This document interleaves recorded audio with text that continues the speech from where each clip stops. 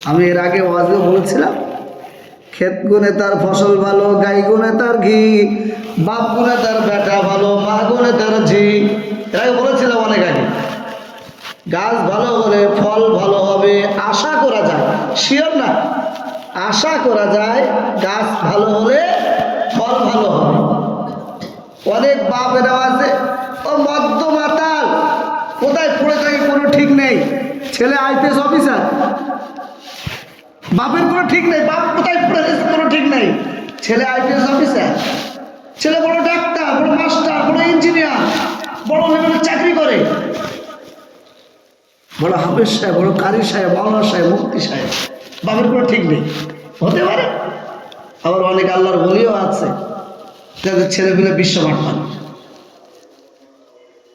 সে হতে পারে।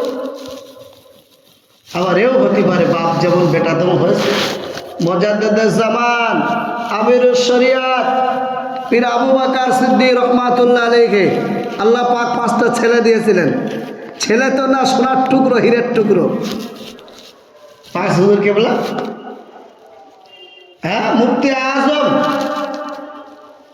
আবু জাফর সিদ্দিকী মেজলা হুজুর পীর কেবলা রহমাতুল্লাহ আলাইহি। কথায় কথা বলে প্রসঙ্গে সেখানে তাই বললাম, আল্লাহ পাক তাকে একটা সন্তান দিলেন, আল্লামা সাইফুদ্দিন সিদ্দিকী, হীরের টুকরো, বাপ গুনে তার বেটা ভালো। আল্লামা সাইফুদ্দিন সিদ্দিকী, আল্লাহ তার একটা সন্তান দিলেন ইমরান উদ্দিন সিদ্দিকী, কলেজের টুকরো। আবার ওই ফুরফুরার নাম ভাঙিয়ে কত বাটপারি হচ্ছে।